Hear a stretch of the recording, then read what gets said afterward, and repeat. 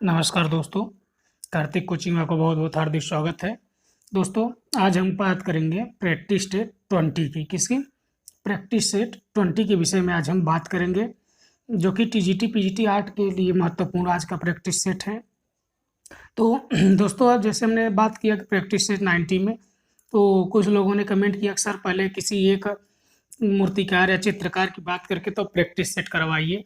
जैसे देखिए, अगर हम किसी चित्रकार या मूर्तिकार की बात करते हैं तो उसके बाद वीडियो लंबा हो जाता है, तो इसलिए हम सिर्फ प्रैक्टिस सेट की बात करते हैं। लेकिन आइए आज हम बात करेंगे सबसे पहले राम किंकर बैज की। किसकी? राम किंकर बैज की हम बात करेंगे। राम किंकर बैज की बात करने के बाद, इनकी पूरी जीवनी की देखने के बाद, तो फिर हम बात करेंगे प्रैक्टिस सेट 20 की। देखिए, राम किंकर बैज का जन्म कब हुआ था?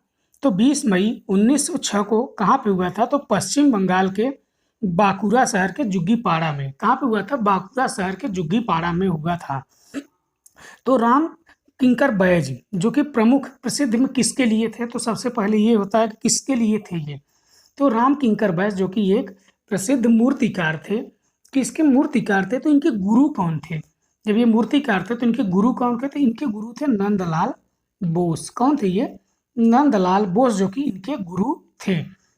बात होती है कि आधुनिक भारतीय मूर्ति कला का जनक किसे माना जाता है? आधुनिक भारतीय मूर्ति कला का जनक किसे माना जाता है? तो राम किंकर बैज को ही माना जाता है। किसे? राम किंकर बैज को माना जाता है। तो बात होती है राम किंकर बैज की, तो जो इनकी मूर्तियों का माध्यम क्या था? तो इनकी मूर्तियों का जो माध्यम था, ये बालू, सीमेंट, कंक्रीट तथा मिट्टी में बनाया करते थे। किसमें? बालू, सीमेंट, कंक्रीट तथा मिट्टी से ये बनाया करते थे। फिर बात होती है कि इनके जीवन पर एक आधारित फिल्म बनी थी, राम किंकर बैज, 1975 में। क्या बनी थी? 1975 में राम किंकर बैज शीर्षक से एक इनके जीवन पर आधारित फिल्म बनी थी। ये फिल्म किसने बनाई थी? तो ऋतिक घटक ने बनाई थी। किसने बनाई थी? तो ऋतिक घटक ने बनाई थी। बात होती है कि इनके कला पर किसका प्रभाव था?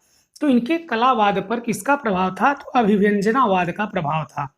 क्या किसका था? तो अभिव्यंजनावाद का प्रभाव था। फिर बात होती है कि इनकी अमूर्त मूर्ति का शीर्षक क्या था? जब 1940 में इन्होंने पहली अमूर्त मूर्ति का बनाया था, तो उसकी शीर्षक क्या था? तो लैंप स्टैंड। क्या था? Lamp stand. फिर बात होती है कि टेम्परा माध्यम में एक इन्होंने और चित्र किया था, फैमिन या अकाल। फैमिन या अकाल। फिर बात होती है कि होम वार्ड बाउंड जलरंग किसका है? तो ये किसका है? तो ये राम किंकर बैज का है। इनकी सबसे प्रमुख प्रसिद्ध कौन सी है? तो संथाल परिवार। संथाल परिवार 427 सेमी ऊंची, जो कि सीमेंट और कंक्रीट से बनी हुई है। किससे बनी है? सीमेंट और कंक्रीट से बनी हुई है। और क्या है? जो कि दो मूर्तियां इन्होंने बनाई थी या छेछड़ी की, 24 फीट ऊंची थी, जो कि किससे बनी थी? ग्रेनाइट पत्थर से बनी थी। तो ये कहाँ पे है? तो रिजर्व बैंक ऑफ इंडिया और नई दिल्ली के मुख्य द्वार पे है। तो बात होती है कि यह छेछड़ी की मूर्ति के माध्यम में क्या दर्शाया गया है? तो क्या दर्शाया गया है? कृषि के माध्यम से समृद्धि दर्शाया गया है। कृषि के माध्यम से समृद्धि दर्शाया गया है। फिर बात होती है कि हार्वेस्टर, जो कि इनकी कांस्य में मूर्ति थी, किसने बनाया था? तो राम किंकर बैज ने बनाया था। फिर इन्हें एक स्वर्ण पदक दिलाया गया था। तो किसके लिए, किस चित्र के लिए उन्हें मिला था? तो सीता एक्साइल के लिए। किसके लिए? सीता एक्साइल के लिए मिला था। फिर बात होती है कि इनके चित्र और कौन कौन से हैं? मिल पहुंचने की पुकार। क्या है? मिल पहुंचने की पुकार इनकी चित्रण है। फिर बात होती है कि राम किंकर बैज के जीवन पर आधारित द मैन एंड आर्टिस्ट लिखा गया। इसको लिखने वाले कौन थे? ए रामचंद्रन। कौन थे ये? ए रामचंद्रन। इनके प्रसिद्ध चित्र कौन कौन से हैं? ट्रेसिंग और कटाई। कौन से? ट्रेसिंग और कटाई। तो आइए हम बात करते हैं प्रैक्टिस सेट 20 की। आज का ये पहला प्रश्न हम देखते हैं। सर्वप्रथम भारत शब्द का उल्लेख किस गुफा में मिलता है? तो सर्वप्रथम भारत वर्ण का उल्लेख किस गुफा में मिलता है? तो हाथी गुम्फा अभिलेख में मिलता है। किस गुफा में मिलता है? तो हाथी गुफा में मिलता है। फिर हम बात करते हैं क्वेश्चन नंबर 2 की। क्वेश्चन नंबर 2 क्या कह रहा है कि कन्हेरी गुफा का निर्माण किन शासकों ने कराया। क्या कह रहा है ये, कन्हेरी गुफा का निर्माण किस शासकों ने कराया। कन्हेरी गुफा की बात कर रहा है तो किसने कराया था ये, किसने कराया था कन्हेरी गुफा का निर्माण, तो कराए थे ये थे सातवाहन, ऑप्शन नंबर बी। कौन थे ये थे सातवाहन थे। ये कौन थे, सातवाहन, चूंकि इस गुफा का निर्माण उन्होंने कराया था। तो एलोरा के विषय में हम बात कर चुके हैं और अजंता के विषय में बात कर चुके हैं, एलिफेंटा के। तो आइए कन्हेरी गुफा की हम बात करते हैं। तो देखिए कन्हेरी गुफा जो कि कहाँ पे है, ये मुंबई में बोरीवली नामक स्थान पे है, जो कि संजय गांधी नेशनल पार्क में स्थित है। कब है, संजय गांधी नेशनल पार्क में स्थित है। इन गुफाओं का निर्माण कब से है, तो दूसरी से 9वीं शताब्दी तक। कब से, दूसरी से 9वीं शताब्दी तक। ठीक, यहाँ पे छोटी बड़ी कुल गुफाएं कितनी है, तो 109 गुफाएं हैं। कितनी है, 109 गुफाएं हैं। फिर बात होती है गुफा संख्या 2 व 56 में किसकी मूर्ति मिलती है, तो ये मिलती है अवलोकितेश्वर की विशालकाय मूर्ति मिलती है। फिर बात होती है गुफा संख्या 14 से हमको क्या मिलता है, तो 11 मुखों वाले अवलोकितेश्वर की प्रतिमा हमको मिलती है। किस मिलती है, अवलोकितेश्वर की प्रतिमा मिलती है। फिर हम बात करते हैं क्वेश्चन नंबर 3 की। पीतल खोरा गुफा कहाँ स्थित है। पीतल खोरा गुफा कहाँ स्थित है, तो ये महाराष्ट्र में स्थित है। कहाँ पे स्थित है, ये महाराष्ट्र में स्थित है। फिर हम बात करते हैं क्वेश्चन नंबर 4 की। नासिक में किस नदी के तट पर कुंभ मेला लगता है, तो किस नदी के तट पे कुंभ मेला लगता है, तो ये गोदावरी की नदी के तट पे लगता है। तो कुंभ मेला कहाँ लगता है, नासिक में लगता है। दूसरा कहाँ लगता है, प्रयागराज में लगता है। तीसरा उज्जैन में लगता है। चौथा हरिद्वार में लगता है। तो देखिए जो प्रयागराज में लगता है, ये संगम तट पे गंगा यमुना और सरस्वती के नदी के तट पे लगता है। उज्जैन में क्षिप्रा नदी, और जो कि हरिद्वार में गंगा के नदी के तट पे लगता है। फिर आइए हम बात करते हैं क्वेश्चन नंबर 5 की। महाराष्ट्र की सबसे प्राचीन गुफा मानी जाती है, तो महाराष्ट्र की सबसे प्राचीन गुफा कौन सी मानी जाती है, तो ये भांजा गुफा मानी जाती है। कौन सी मानी जाती है, भांजा गुफा मानी जाती है। फिर हम बात करते हैं क्वेश्चन नंबर 6।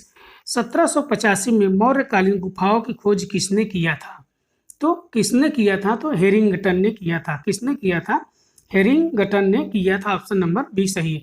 फिर हम बात करते हैं क्वेश्चन नंबर 7 की। आजीवक संप्रदाय के रहने के लिए सर्वप्रथम किस मौर्य शासक ने गुफाओं का निर्माण करवाया था, तो किस मौर्य शासक ने करवाया था, तो ऑप्शन नंबर बी अशोक ने करवाया था। फिर हम बात करते हैं क्वेश्चन नंबर 8 की। अशोक ने बिहार के गया जिले में बराबर पहाड़ियों पर कुल कितनी गुफाओं का निर्माण करवाया था, तो कुल कितनी गुफाओं का निर्माण करवाया था, तो ऑप्शन नंबर डी 4 गुफाओं का निर्माण करवाया था। फिर हम बात करते हैं क्वेश्चन नंबर 9 की। आजीवक संप्रदाय की स्थापना किसने किया था, तो आजीवक संप्रदाय की स्थापना मत्स्यकी गोसालपुत्र ने किया था। मत्स्यकी गोसालपुत्र ने किया था। फिर हम बात करते हैं क्वेश्चन नंबर 10 की। कन्हेरी गुफा का निर्माण किन शासकों ने करवाया था।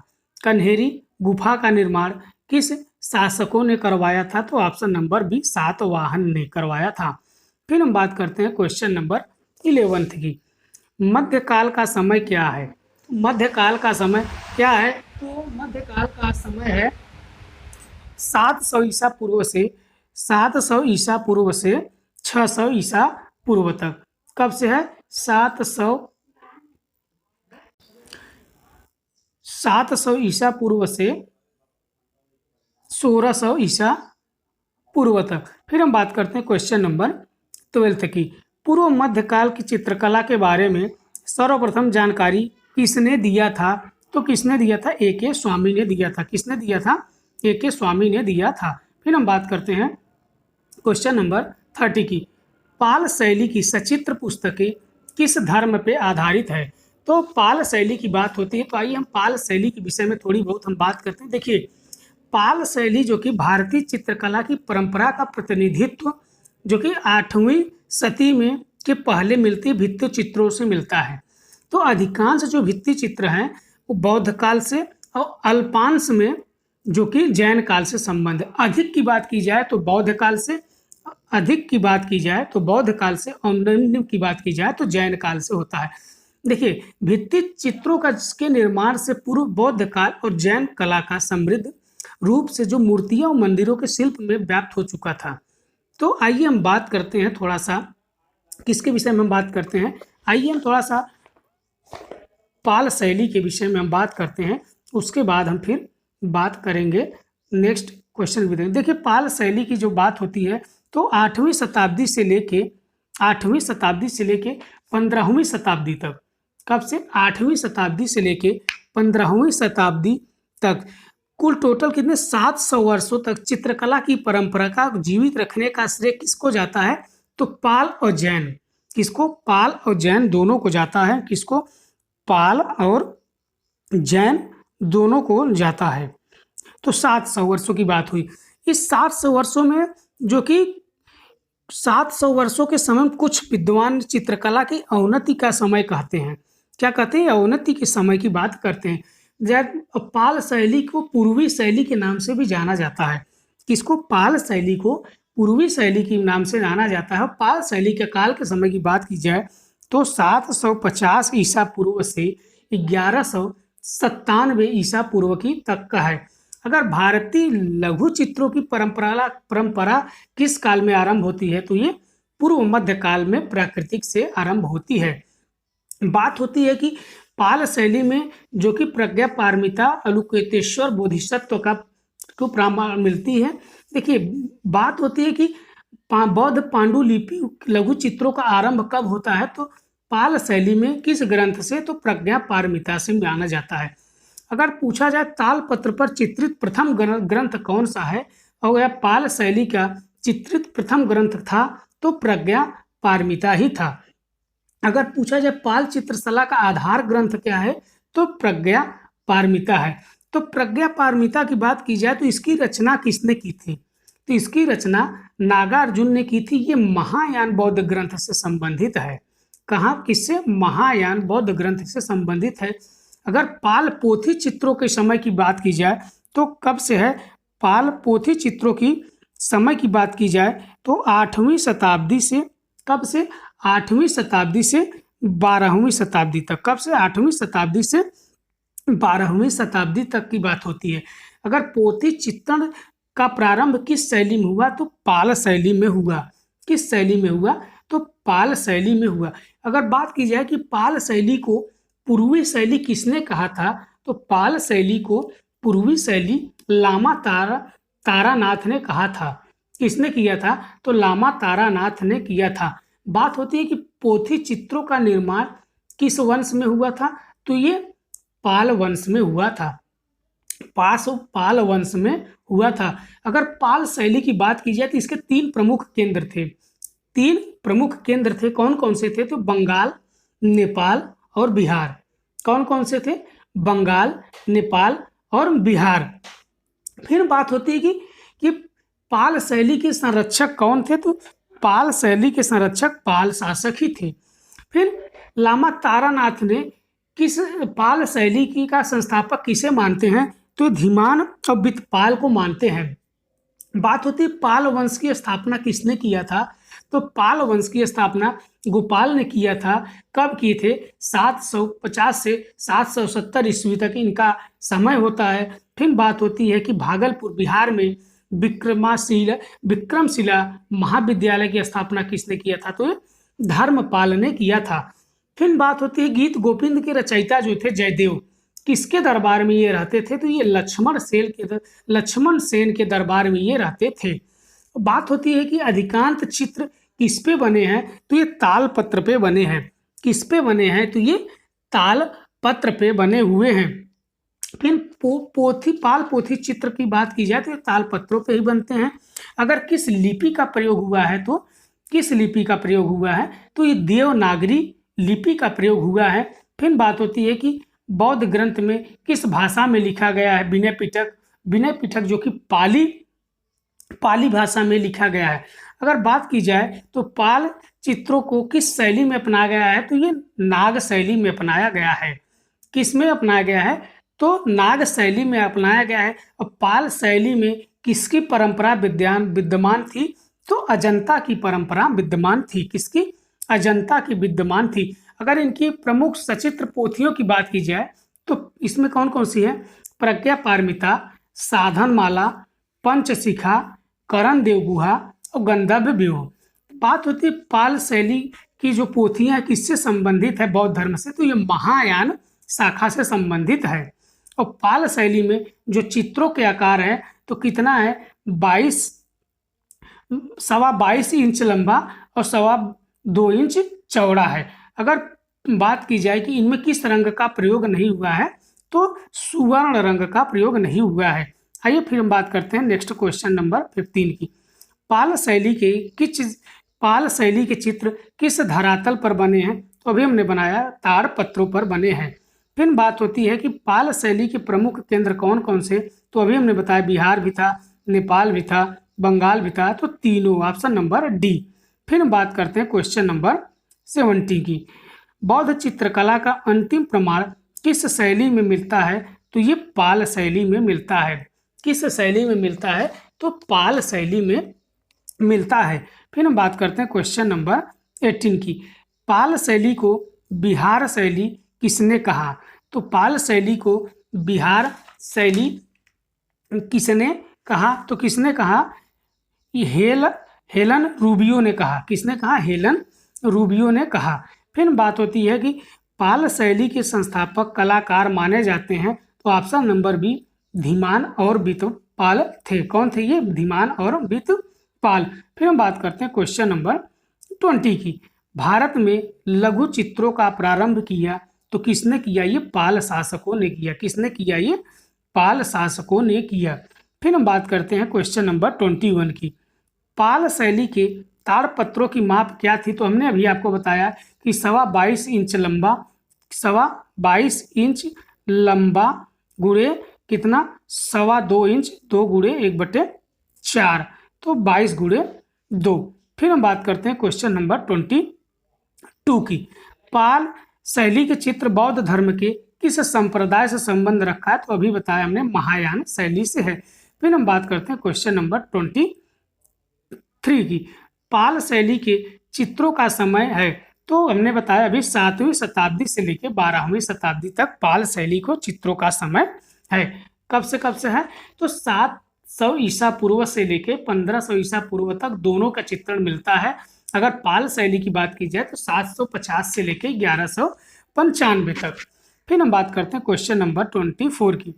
पाल शैली के शासक देवपाल के समय मूर्ति कला का प्रमुख केंद्र था। देवपाल के समय मूर्ति का प्रमुख कला केंद्र कौन सा था? तो ऑप्शन नंबर बी, कुकिहार बिहार। कौन सा था? कुकिहार बिहार था। देखिए पाल शैली में जो कि बात होती है कि देवपाल से पहले जो कि आते हैं धर्मपाल, जो कि धर्मपाल गोपाल जो कि संस्थापक थे। फिर उसके बाद आते हैं धर्मपाल का समय क्या होता है? 770 ईसा पूर्व से 810 ईस्वी तक। फिर बात होती है कि धर्मपाल क्या था? कि धार्मिक प्रवृत्ति का विद्या एवं कला का आश्रयदाता था।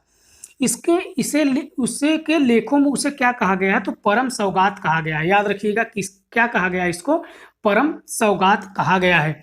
फिर क्या होता है? बिहार के भागलपुर जिले के गंगा तट पर 775 ईस्वी से 800 के मध्य विक्रमशिला विश्वविद्यालय महाबिहार का बनवाता है।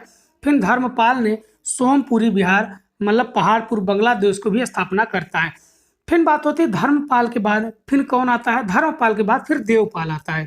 कौन आता है? धर्मपाल के बाद देवपाल आता है। इसका क्या था समय? 810 ईस्वी से 20 तक, 810 से 20 ईस्वी तक ये होता है।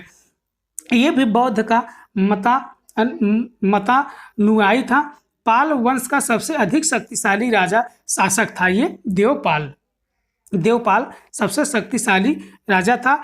इसने क्या किया कि इसने ओदंतपुरी बिहार का निर्माण करवाता है। क्या करवाता है? ओदंतपुरी बिहार का निर्माण करवाता है।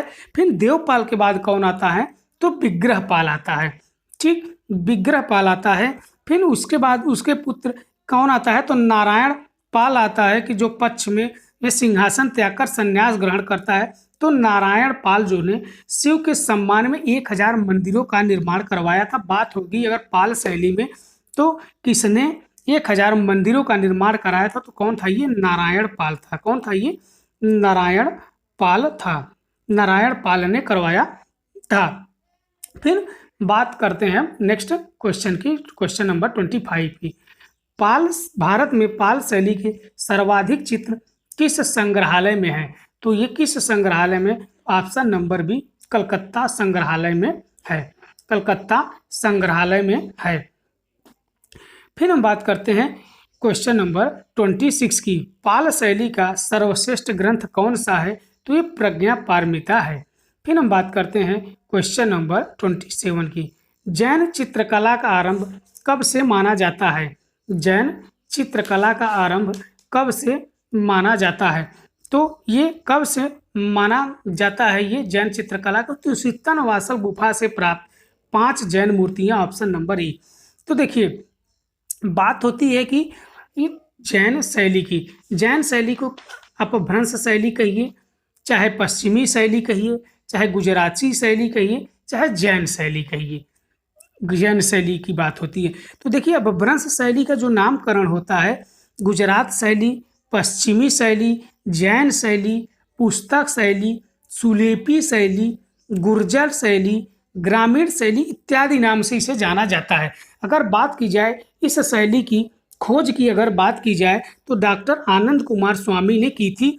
किसने की थी, डॉक्टर आनंद कुमार स्वामी ने की थी, जब उन्हें 1924 में, कब, 1924 में बर्लिन म्यूजियम कहाँ, जर्मनी में सुरक्षित एक कल्पसूत्र की सचित्र प्राप्ति हुई थी। ठीक, सचित्र प्रति प्राप्त हुई थी कल्पसूत्र की।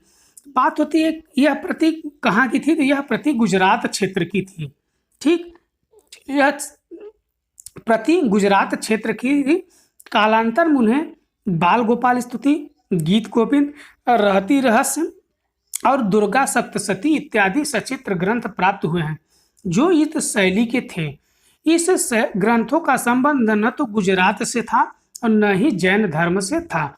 बात होती है कि डॉक्टर आनंद कुमार स्वामी ने इस शैली के नाम का लामा तारानाथ के द्वारा दिए गए नाम पश्चिमी भारतीय शैली का समर्थन करते हुए पश्चिमी भारतीय शैली नाम रखते हैं। फिर बात होती है कि 1924 में स्वर्गीय नाना लाल चमन लाल मेहता ने गुजरात शैली के नाम शैली की विवेचना रूपम पत्रिका में किया। किसमें किया, तो रूपम पत्रिका में किया था। फिर बात होती है कि इसका आधार क्या था, गुजरात से प्राप्त होती है बसंत विलास संस्कृत की, जो कि एक गुजराती मिश्रित काव्य पुत्री थी, उससे होती है। ठीक, फिर बात होती है कि इस जैन धर्म शैली की कब से कब तक माना जाता है, तो देखिए 1100 से कब से, 1100 से 1500 ईस्वी तक। कब से, 1100 से तो 1500 ईस्वी तक ये माना जाता है। जैन चित्रकला जो कि लघु चित्रकला कहलाती है। जैन शैली को पश्चिमी भारतीय शैली किसने कहा था, तो हमने अभी बताया आपको, आनंद कुमार स्वामी ने कहा था। अपभ्रंश शैली नाम किसने दिया था, तो राय कृष्ण दास ने दिया था। अगर बात की जाए भारत में सचित्र पुस्तकें सर्वप्रथम किस माध्यम पर बनी, तो कागज पर बनी। किस पे बनी, तो कागज पर बनी। अगर बात की जाए कि जैन लघु चित्रों का प्रमुख विषय क्या था, तो तीर्थंकर उनकी जीवनी। क्या था, तीर्थंकर उनकी जीवनी। अब कल्पसूत्र की बात अभी हमने किया, तो कल्पसूत्र की रचना भद्रबाहु ने किया था। कल्पसूत्र की रचना भद्रबाहु ने किया था। फिर बात होती है कि 11वीं शताब्दी से लेकर 15वीं शताब्दी के मध्य पश्चिमी भारत में जिन सचित्र ग्रंथों को तैयार किया गया, उनका मुख्य विषय क्या था, तो जैन धर्म था। क्या था, जैन धर्म था। इस ग्रंथ की शैली का तीसरा नाम जैन शैली प्रस्तुत होता है। पर्सी ब्राउन ने इसे जैन शैली कहकर संबोधित किया था। देखिए ये चित्र किस पे बने हैं, तो जैन साधुओं के द्वारा बनाए गए हैं। 1929 में श्री गांगुली ने बाल गोपाल स्तुति एनसी मेहता संग्रह कहाँ हुआ था, तो अहमदाबाद के वैष्णव धर्म से संबंधित चित्रों की सूचना दी। तो आगे चलकर क्या होता है कि गीत गोविंद जो कि बाल स्तुति की तरह गीत गोविंद की प्रथम चित्रित प्रति भी अपभ्रंश शैली से ही प्राप्त होती है। फिर क्या होता है, दुर्गा सप्तशती, रति रहस्य, रागमाला, ये सब जैन शैली में थे। फिर बात होती है कि जैन शैली पे जो 4 प्रकार के चित्र हमको मिलते हैं, किस पे मिलते हैं, ताल पत्रों पर बने चित्र मिलते हैं। किस पे, ताल पत्रों पर बने चित्र जो मिलते हैं वो पाम लीफ मैन्यूस्क्रिप्ट से मिलते हैं। दूसरा, कपड़े पर बने चित्र क्लोथ्स पेंटिंग। तीसरा, कागज पर बने चित्र पेपर मैन्यूस्क्रिप्ट। और चौथा, भित्ति चित्र म्यूरल पेंटिंग। ठीक, ये 4 चित्रण पे हमको मिलता है। फिर बात होती है ताल पत्रों पे जो बने चित्र मिलते हैं वो कब से, तो लगभग इनका कागज पर आगमन 12वीं शताब्दी में होता है। इससे पहले तालपत्र, भुर्जपत्र, अगार वृक्ष की छाल पर बनाई जाती थी। ठीक, इसके बनाई जाती थी। इनका प्रमुख इस समय के देखिए, कालकाचार्य कथा का चित्रण कब हुआ था, तो जैन धर्म से संबंधित तो 1269 में हुआ था। फिर इन्हीं जैन धर्म से संबंधित और कौन कौन से हैं कि देखिए, दैव दैश वाकालिक लघु वृत्ति, कल्पसूत्र, सावंग परिक्रम, सुत्तचूड़ी, सृष्टि शलाका, पुरुषचरित, रत्न सागर, बसंत विलास, ये सब पे चित्रण हुआ है। फिर हम बात करते हैं क्वेश्चन नंबर 28 की। जैन शैली चित्रों का निर्माण हुआ है, तो जैन शैली चित्रों का निर्माण 11वीं से 15वीं शताब्दी, ऑप्शन नंबर 1। फिर हम बात करते हैं क्वेश्चन नंबर 29 की। किस शैली की रेखाएं कोणात्मक तरीके से बनी है, तो किस शैली की रेखाएं कोणात्मक तरीके से बनी है, तो ऑप्शन नंबर बी जैन। फिर हम बात करते हैं क्वेश्चन नंबर 30 की। जैन शैली को अपभ्रंश शैली नाम दिया। जैन शैली को अपभ्रंश शैली किसने नाम दिया, तो राय कृष्ण दास ने, ऑप्शन नंबर सी। किसने दिया, तो राय कृष्ण दास ने। फिर हम बात करते हैं 31 की। ऋषभनाथ की आकृति किस रंग से चित्रित किया गया है।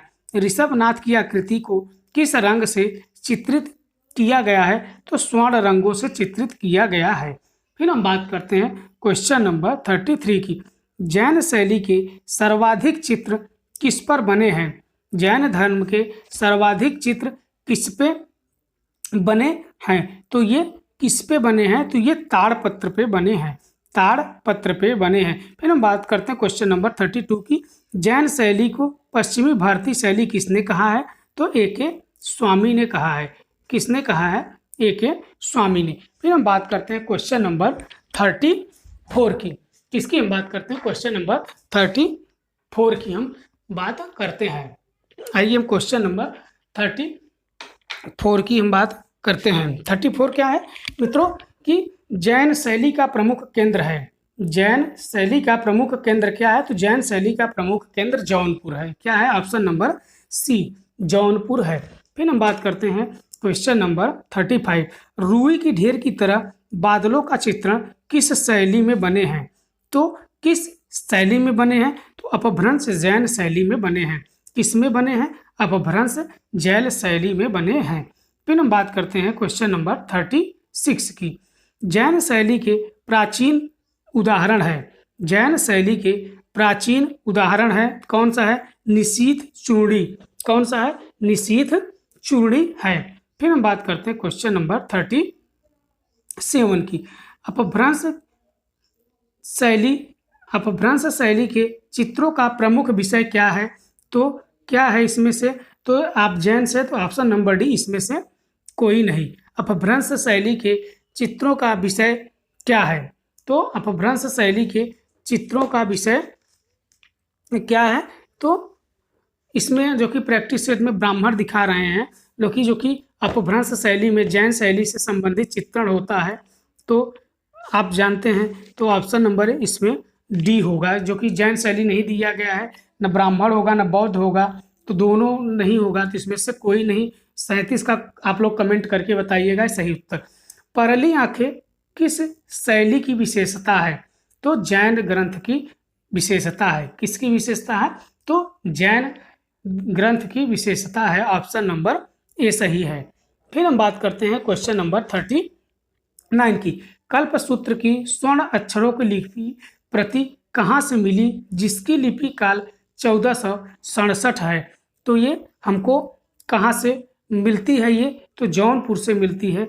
कहाँ से मिलती है हमको मित्रों? ये जौनपुर से मिलती है। फिर हम बात करते हैं क्वेश्चन नंबर 14 की। अपभ्रंश शैली के अधिकांश चित्र बने हैं तो किस पे कहाँ बने हैं? तो दक्षिण भारत में बने हैं। फिर हम बात करते हैं 41 की। गुजरात शैली को और किस नाम से जानते हैं? तो गुजरात शैली को और किस नाम से जानते हैं? तो ये जैन शैली को नाम से जानते हैं। किस शैली के नाम से जानते हैं? तो जैन शैली के नाम से जानते हैं। अन्य नाम क्या क्या है इसका? पश्चिम भारतीय शैली, जैन शैली, पुस्तक शैली, सुलीपी शैली, गुर्जर शैली, ग्रामीण शैली इत्यादि इसका नाम है। फिर हम बात करते हैं क्वेश्चन नंबर 42 की। अपभ्रंश शैली का सचित्र ग्रंथ कौन सा है? तो अपभ्रंश शैली का सचित्र ग्रंथ कौन सा है? तो औध नियुक्ति वृत्ति। कौन सा? Option number C. फिर हम बात करते हैं क्वेश्चन नंबर 43 की। अपभ्रंश शैली में किन रंगों का प्रयोग अधिक हुआ है? तो अपभ्रंश शैली में किस रंगों का प्रयोग अधिक हुआ है? तो किस रंगों का हुआ है? तो सुनहरा, ऑप्शन नंबर बी। देखिए अपभ्रंश शैली में क्या होता था कि सवा चश्म के चेहरे बनाए जाते थे। फिर परली आंखें इनकी विशेषता थी। फिर पशु पक्षियों का अलंकरण जो कि खिलौने की तरह अपभ्रंश शैली में ही या जैन शैली में ही मिलता है। फिर बात करते हैं क्वेश्चन नंबर 44। जैन शैली के सभी तीर्थंकर किस पांडुलिपि में चित्र ग्रंथित किए गए हैं? तो किसमें किए गए हैं? तो ऑप्शन नंबर ए कालकाचार्य कथा। कालकाचार्य कथा का चित्रण कब हुआ है? तो 1269 में हुआ है। किसमें हुआ है? कालका चित्र तो 1269 में हुआ है। कल्पसूत्र के बाद जैन चित्रों का जो दूसरा ग्रंथ है जिसमें क्या होता है? जैन मूली कालका के प्रेरक प्रसंगों का वर्णन मिलता है। ठीक, अब यह कहाँ है? अब यह पाटन में है। कहाँ है? पाटन में है। तो 1288 में सुबाहु कथा तथा 13वीं शताब्दी के अंतिम दशक में संग्रहणी सूत्र की रचना होती है। फिर हम बात करते हैं क्वेश्चन नंबर 45 की। भारतीय कला में बेलबुले का प्रारंभ किस शैली में माना जाता है? तो ये किस शैली में माना जाता है? तो ये ऑप्शन नंबर डी जैन शैली में माना जाता है। फिर हम बात करते हैं क्वेश्चन नंबर 46। धर्मसूत्र ग्रंथ कहाँ छपा था? धर्मसूत्र ग्रंथ कहाँ छपा था? तो ऑप्शन नंबर सी चीन। फिर हम बात करते हैं क्वेश्चन नंबर 47 की। बसंत विलास का चित्रण किस पर हुआ है? बसंत विलास का चित्रण किस पे हुआ है? तो अभी हमने बताया कि बसंत विलास का चित्रण जो कि कपड़े पर हुआ है। किस पे हुआ है? तो कपड़े पे हुआ है। देखिए कपड़े पे हुआ है। फिर हम बात करते हैं क्वेश्चन नंबर 48 की। पाल शैली पर किस कला का प्रभाव है? तो पाल शैली पर अजंता कला का प्रभाव है। ऑप्शन नंबर ए। ऑप्शन नंबर ए। फिर हम बात करते हैं क्वेश्चन नंबर 49। मिलान करना, आइए मिलान करते हैं। क्या है? आइए हम मिलान करते हैं। देखिए महावीर स्वामी पीला रंग मिलाइए। ए का दो किस में है? तो ए में है और डी में है, मतलब कि बी और सी नहीं होगा। फिर क्या है? महावीर स्वामी फिर क्या है? महावीर स्वामी पीला रंग, पार्श्वनाथ नीला। फिर 2 का, फिर बी का 1 किस में है? तो ये ऑप्शन नंबर ए हो जाएगा। बहुत ही आसानी से आप मिला सकते हैं। फिर क्या है? सी का 4 नेमिनाथ काला रंग और ऋषभनाथ स्वर्ण रंग। तो आइए फिर हम बात करते हैं क्वेश्चन नंबर 50 की। सावन का महीना किस शैली का चित्र है? सावन का महीना किस शैली का चित्र है? ये तो ये जैन शैली का चित्र है। किसका है? ये जैन शैली का चित्र है ये। फिर हम बात करते हैं क्वेश्चन नंबर 51 की। जैन शैली में कागज पर चित्रण सर्वप्रथम कब बनना प्रारंभ हुआ? तो कब बनना प्रारंभ होता है? तो 15वीं शताब्दी में बनना प्रारंभ होता है। अगर बात की जाए भारत में आगमन की अगर बात की जाए तो 12वीं शताब्दी में हो जाता है। कब होता है? तो भारत में 12वीं शताब्दी में होता है। भारत में 12वीं शताब्दी में आगमन होता है। फिर हम बात करते हैं क्वेश्चन नंबर 52 की। सर्वप्रथम कागज की खोज हुई थी। तो सर्वप्रथम कागज की खोज हुई थी तो कहाँ पे हुई थी? तो ऑप्शन नंबर ए चीन में हुई थी। फिर हम बात करते हैं 53 की। सृष्टि शिला का पुरुष चरित्र के लेखक हैं। सृष्टि शिला का पुरुष चरित्र के लेखक हैं तो इसके लेखक कौन है? Option number C Hemchandra. कौन है? हेमचंद्र हैं। कब हुई थी इसकी? इसके लेखक हेमचंद्र हैं। कब किए थे? तो 1242 में किए थे। फिर हम बात करते हैं क्वेश्चन नंबर 54 की। जैन चित्रकला कहलाती है। तो जैन चित्रकला जो कि पोथी चित्र कहलाती है। Option number D. फिर हम बात होती है कि क्वेश्चन 55 की। पाल पोथियों पर किस लिपि का लिखी गई है?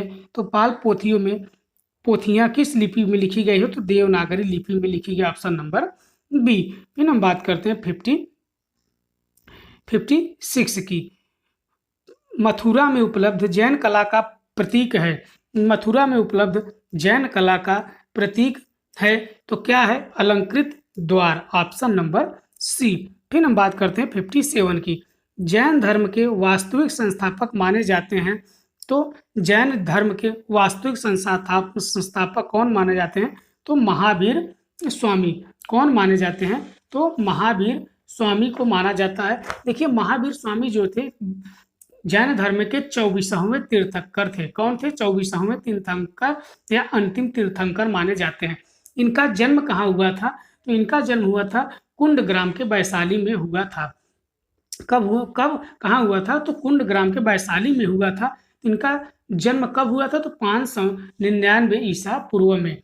फिर बात होती है कि महावीर स्वामी को कैवल्य मतलब ज्ञान कहाँ प्राप्त हुआ है? तो जिम्भ्रिका ग्राम के समीप रिजुपालिका नदी के तट पर एक साल वृक्ष के नीचे।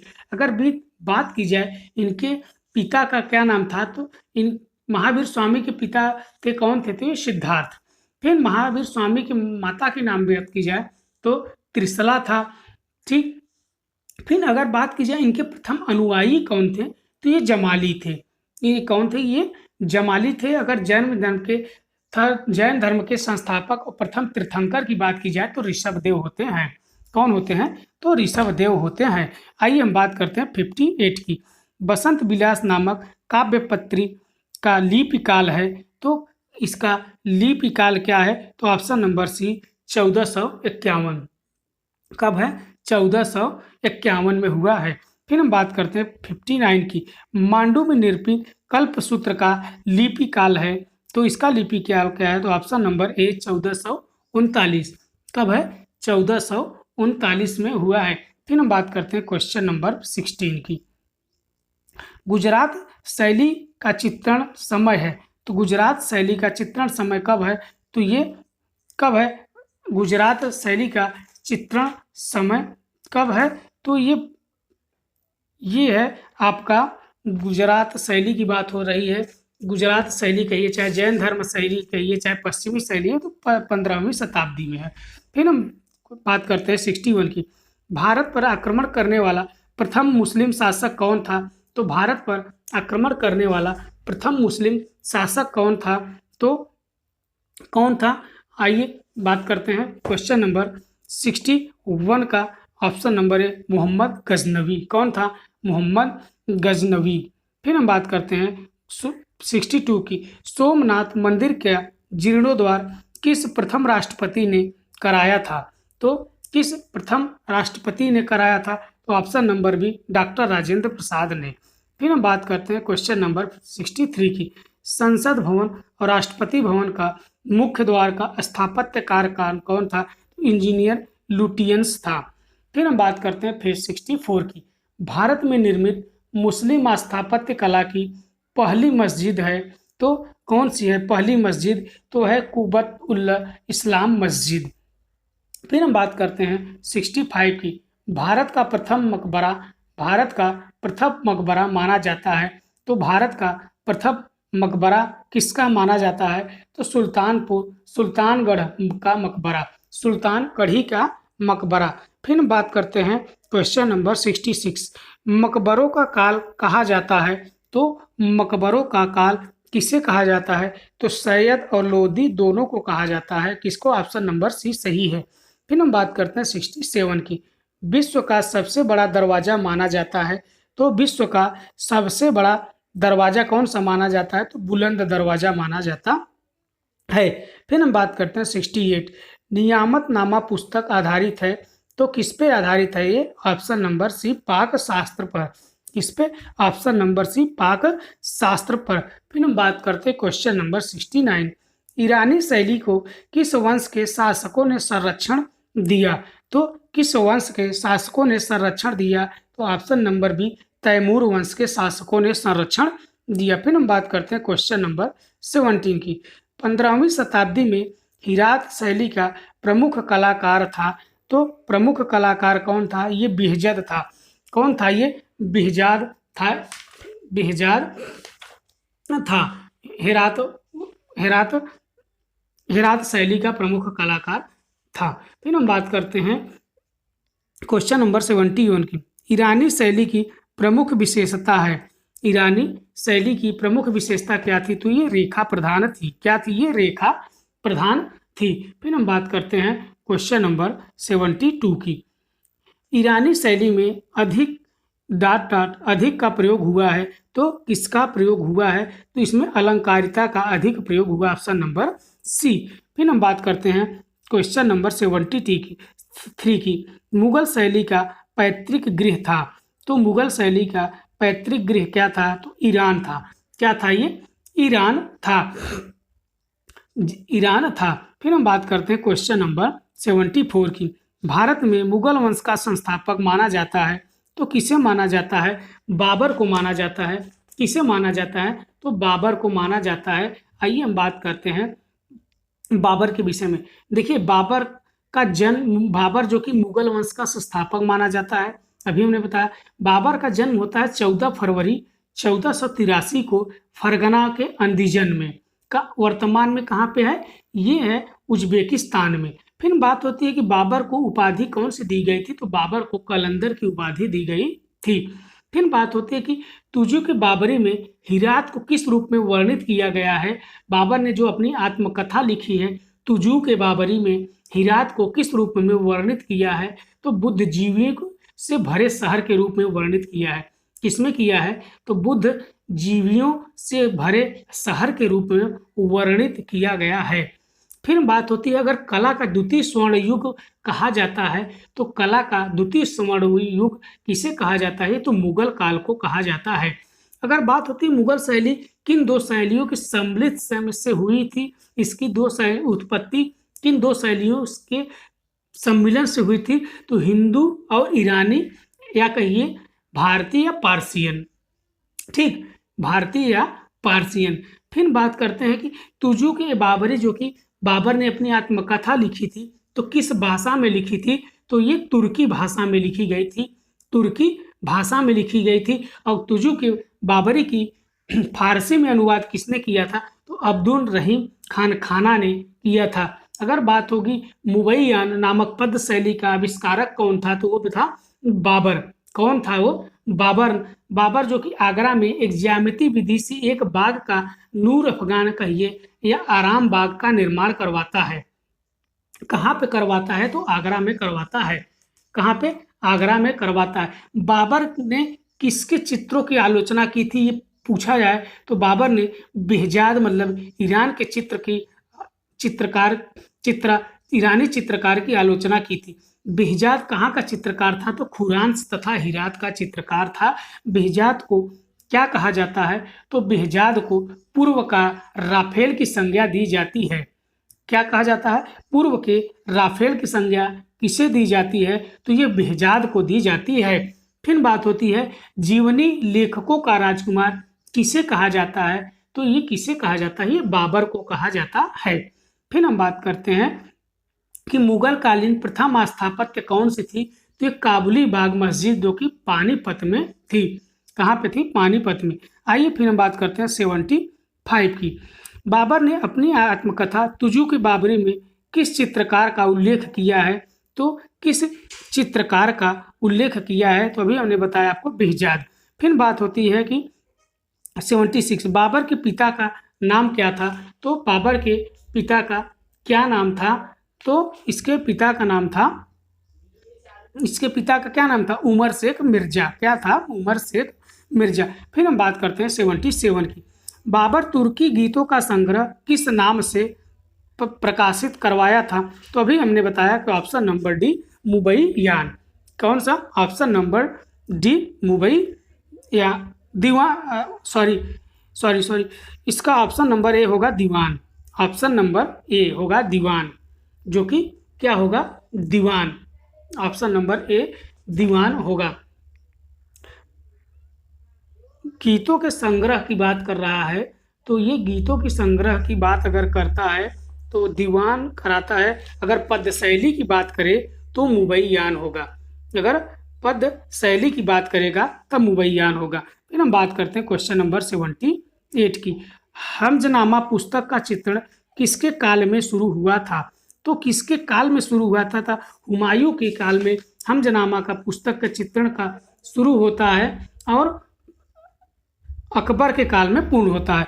फिर बात होती है क्वेश्चन नंबर 79 की। मुगल शैली का संस्थापक माना जाता है, तो किसे माना जाता है? ये मुगल शैली के संस्थापक की बात कर रहा है, तो अकबर को माना जाता है। फिर हम बात करते हैं क्वेश्चन नंबर 80 की। सबसे अधिक व्यक्ति चित्र किसके समय में बनाए गए? तो सबसे अधिक व्यक्ति चित्र किसके समय में बनाए गए? तो अकबर के समय में बनाया जाता है। तो अकबर की बात की जाए, अकबर का पूरा नाम क्या था? तो जलालुद्दीन मोहम्मद अकबर था। क्या था? जलालुद्दीन मोहम्मद अकबर। और अकबर को किस और नाम से जाना जाता था? तो अकबर ए आजम, मतलब अर्थात इसका क्या मतलब होता है? अकबर महान, शहंशाह अकबर, महाबली शहंशाह। ठीक, महाबली शहंशाह माना जाता है। फिर बात होती है अकबर का जन्म कब हुआ था? तो 15 अक्टूबर 1542 को अमरकोट सिंध में राजपूत शासक जो कि राणा बिरसाल के महल में हुआ था। अगर मुखाकृति चित्रण मुगल शासक किस मुगल शासन के समय में शुरू होती? तो अकबर के काल में शुरू होती है। फिर हम बात करते हैं क्वेश्चन नंबर 81 की।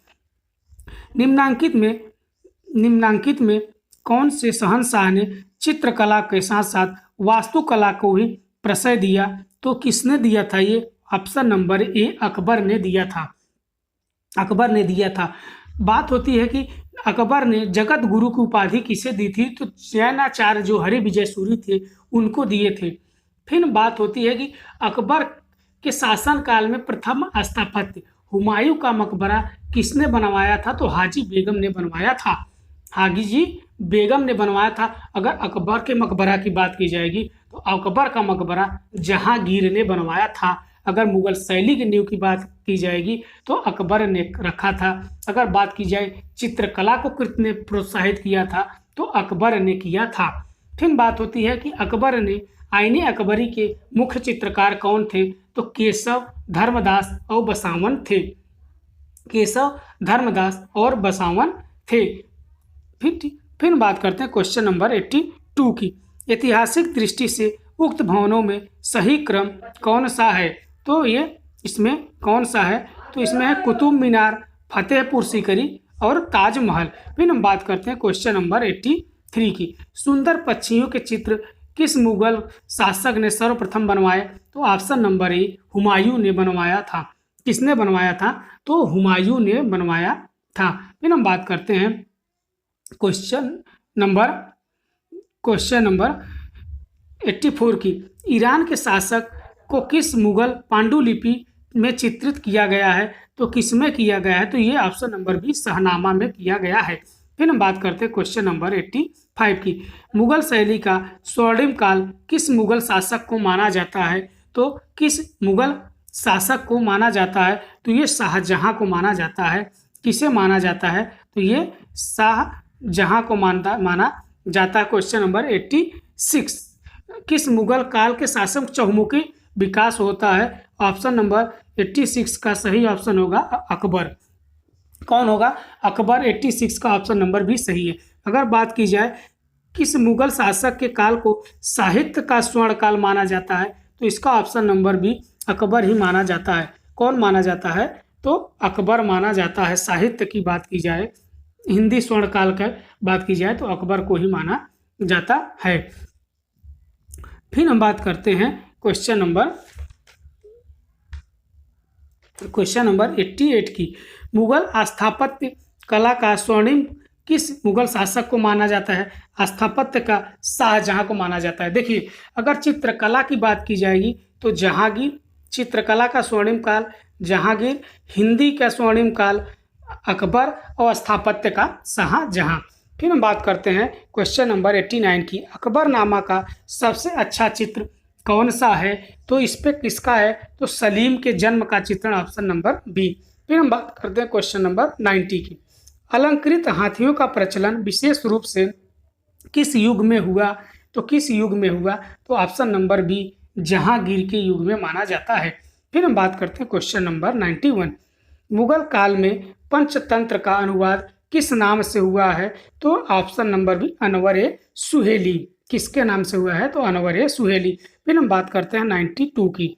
स्वामी हरिदास ने किस शासक से भेंट की थी? तो स्वामी हरिदास ने किस शासक से भेंट की थी? ऑप्शन नंबर बी अकबर से की थी।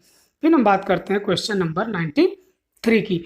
अब्दुल समद सिराजी मीर सैयद अली को किस मुगल शासक ने सर्वप्रथम अपने दरबार में आमंत्रित किया था? तो किसने किया था? तो ऑप्शन नंबर सी हुमायूं ने किया था। फिर हम बात करते हैं 94। बसावन चित्रकार किस काल से संबंध रखता है? तो ये ऑप्शन नंबर बी मुगल काल से संबंध रखता है। फिर हम बात करते हैं 95 की। सर टॉमस रो किस मुगल शासक के दरबार में आया था? तो सर टॉमस रो किस मुगल शासक के दरबार में आता है? तो ये जहांगीर के काल में आता है। किसके काल में आता है? तो ये जहांगीर के काल में आता है। फिर हम बात करते हैं 96 की। क्या कह रहा है? प्रकृति चित्रण किस मुगल शासकों के समय उच्च स्तर पर था? तो किस मुगल शासक के समय उच्च स्तर पर था? तो ये जहांगीर थे। कौन थे ये? जहांगीर के काल में ये उच्च स्तर पर था। तो जहांगीर की अगर बात की जाए तो जहांगीर को मिर्जा नूरुद्दीन बेग मोहम्मद खान सलीम कहा जाता। इनका जन्म कब हुआ था?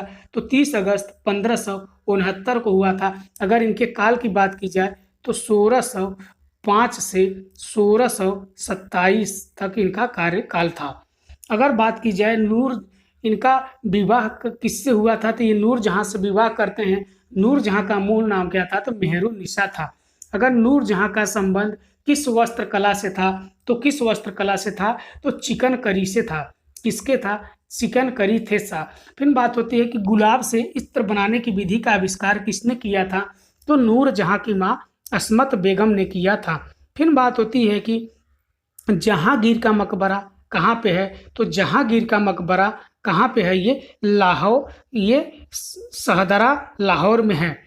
ठीक। फिर बात होती है शहजादा सलीम की प्रेयसी कौन थी? तो ये थी अनारकली। फिर बात होती है अनारकली का मकबरा कहाँ है? तो ये है लाहौर में है। ठीक, लाहौर में है। फिर बात होती है फारसी भाषा में अपनी आत्मकथा तुजू के जहांगीर की रचना किसने किया था? तो जहांगीर ने ही किया था। किसने किया था? तो जहांगीर ने किया था। अगर जहांगीर की चित्रशाला में हिंदू चित्रकार कौन था? तो वो बिशन दास था। बिशन दास ने ही नूरजहां का सभी बनाया था। किसने बनाया था? तो नूरजहां का सभी बिशन दास ने बनाया था। फिर हम बात करते हैं 97 की। बंदी शासकों के चित्र किस मुगल शासक के समय में सर्वाधिक बने हैं? तो किसमें बने हैं? तो औरंगजेब। किसमें बने हैं? औरंगजेब के समय में सर्वाधिक बने हैं। अगर बात की जाए कि 98 की, युद्ध के चित्र किस मुगल शासक के समय में बने हैं? तो ये अकबर के समय में बने हैं। फिर हम बात करते हैं क्वेश्चन नंबर 99 की। शाहनामा ग्रंथ के लेखक कौन है? तो ऑप्शन नंबर बी है, जो कि फिरदौसी। फिर हम बात करते हैं क्वेश्चन नंबर 100 की। अकबर कालीन हमजनामा कितने खंडों में विभाजित है? तो ये हमजनामा कितने खंडों में विभाजित है? तो ऑप्शन नंबर सी, ये 12 खंड में विभाजित है। दस्ताने अमीर हमजा में कुल कितने चित्र हैं? तो 1400 चित्र बने हुए हैं। कितने? 1400 चित्र बने हुए हैं। फिर हम बात करते हैं क्वेश्चन नंबर 101 की। मंसूर ने विश्व प्रसिद्ध बाज पक्षी चित्र किस संग्रहालय में है? तो ये किस संग्रहालय में है? तो ऑप्शन नंबर ए कलकत्ता में है। फिर हम बात करते हैं क्वेश्चन नंबर 102 की। क्या कह रहा है कि 102 मुगल स्थापत्य कला एवं चित्रकला का जन्मदाता माना जाता है? तो अकबर को माना जाता है, ऑप्शन नंबर बी। फिर हम बात करते हैं क्वेश्चन नंबर 103 की। मुगल काल में चित्रकार को कहा जाता है? तो क्या कहा जाता था? ऑप्शन नंबर बी कलम करतार। फिर हम बात करते हैं क्वेश्चन नंबर 104 की। यौवन सुंदरियों का चित्रण किस मुगल शासक के समय में बने हुए हैं? तो किस में बने हैं? तो ये शाहजहां के समय में बने हैं, ऑप्शन नंबर सी। फिर हम बात करते हैं 105 की। विलासिता के चित्र किस मुगल शासक के समय में बनाए गए हैं? तो ये किस मुगल शासक के समय में बनाए गए हैं? ऑप्शन नंबर सी 105 का सी फर्रुखसियर। फिर हम बात करते हैं क्वेश्चन नंबर 106। मुगल काल में एल्बम को क्या कहा जाता था? तो ये क्या कहा जाता था? Option number C Muraqqa. फिर हम बात करते हैं 107। मुगल काल में चित्रकला को किस नाम से जाना जाता था? तो किस नाम से जाना जाता था? तो ऑप्शन नंबर सी कारखाना। फिर हम बात करते हैं 108। राजस्थानी चित्रकला की खोज किया था? राजस्थानी चित्रकला की खोज किसने किया था? तो किसने किया था? A.K. स्वामी ने। फिर हम बात करते हैं 109। राजस्थानी शैली का आरंभ हुआ था? तो राजस्थानी शैली का आरंभ होता है एक चश्म के चेहरे के साथ। फिर हम बात करते हैं 110। राजस्थानी कला पर किस कला का प्रभाव है? तो राजस्थानी कला पे किस कला का प्रभाव है? तो ऑप्शन नंबर ए अजंता कला का प्रभाव है। फिर हम बात करते हैं क्वेश्चन नंबर 111 की। राजस्थानी चित्रकला का स्वर्ण काल माना जाता है? तो कब से कब माना जाता है? तो ये 17वीं 18वीं शताब्दी में माना जाता है, तो ऑप्शन नंबर ए। फिर हम बात करते हैं 112 की। यूरोपीय भित्ति चित्रों का प्रभाव किस शैली पर है? तो ये किस शैली पे है? तो ऑप्शन नंबर बी जयपुर शैली में है। फिर हम बात करते हैं क्वेश्चन नंबर 113 की। हिंदू चित्रकला का प्राचीन केंद्र है? तो हिंदी चित्रकला का प्राचीन केंद्र कौन सा है? तो ये है ऑप्शन नंबर सी जयपुर। फिर हम बात करते हैं 114 की। बोस्टन में संग्रहालय में सुरक्षित राजस्थानी कला के आरंभिक चित्रों बोस्टन प्रिविटिव्स की विषय वस्तु थी? तो इसकी विषय वस्तु क्या थी? तो ये रागमाला थी। फिर हम बात करते हैं क्वेश्चन नंबर 115 की। ज्यामितीय रूपकारों का प्रयोग किस कला में उपलब्ध है? तो ये किस कला में उपलब्ध है? तो ऑप्शन नंबर बी अल्पना। फिर हम बात करते हैं क्वेश्चन नंबर 116 की। राजस्थानी कला में प्रकृति चित्रण किस प्रकार का हुआ है? तो ये किस प्रकार का हुआ है? तो ऑप्शन नंबर सी भावात्मक। फिर हम बात करते हैं क्वेश्चन नंबर 117। 12 मासा चित्रण किस शैली में अधिक हुआ है? तो किस शैली में अधिक हुआ है? तो ऑप्शन नंबर डी राजपूत में हुआ है। फिर हम बात करते हैं 118 की। अधिकांश 12 मासा चित्रों का आधार कौन सा काव्य है रहा है? तो कौन सा काव्य रहा है? तो ऑप्शन नंबर बी ऋतु संहार। दोस्तों, अगर हमारे चैनल पे आप नए हैं तो चैनल को सब्सक्राइब जरूर करिए और बेल आइकन घंटी को दबाना न भूलें। फिर हम बात करते हैं क्वेश्चन नंबर 119 की। राजस्थानी चित्रकला के चित्र बने हैं? राजस्थानी चित्रकला के चित्र बने हैं तो किस पे बने हैं? तो ऑप्शन नंबर सी लघु चित्रों पे बने हैं। फिर हम बात करते हैं क्वेश्चन नंबर 120 की। राजपूत शैली किसका सम्मिलित नाम है? राजपूत शैली किसका सम्मिलित नाम है? तो ऑप्शन नंबर बी राजस्थानी शैली और पहाड़ी। फिर हम बात करते हैं बात हम करते हैं क्वेश्चन नंबर 121 की। अलग अलग राजस्थानी चित्रों की पहचान का उत्तम साधन क्या है? तो इसकी पहचानने का उत्तम साधन क्या है? तो आँख है, ऑप्शन नंबर ए। फिर हम बात करते हैं क्वेश्चन नंबर 122 की। जयपुर नगर की स्थापना किसने किया था? तो जयपुर नगर की स्थापना किसने किया था? तो ऑप्शन नंबर सी जय सिंह ने किया था। फिर हम बात करते हैं क्वेश्चन नंबर 123 की हिंडोला महल का निर्माण कराया था? हिंडोला महल का निर्माण कौन करवाता है? तो हुसंग शाह, ऑप्शन नंबर ए। फिर हम बात करते हैं 124 की। 124 की हम बात करते हैं, मांडू में कौन सी पांडुलिपि चित्रित की गई थी? तो ये कौन सी चित्रित की गई थी? तो ऑप्शन नंबर सी, नियात नामा। फिर हम बात करते हैं क्वेश्चन नंबर 125 की। राजस्थान में अधिकतर चित्र किस कागज पर बने हैं? तो राजस्थान में अधिकतर चित्र किस कागज पर बने हैं? तो ऑप्शन नंबर डी, जो कि बसली पर बने हैं। किस पे बने हैं? तो ऑप्शन नंबर डी, जो कि बसली पर बने हैं। दोस्तों, अगर आपको वीडियो अच्छी लगी तो वीडियो को लाइक और चैनल को सब्सक्राइब जरूर करिएगा।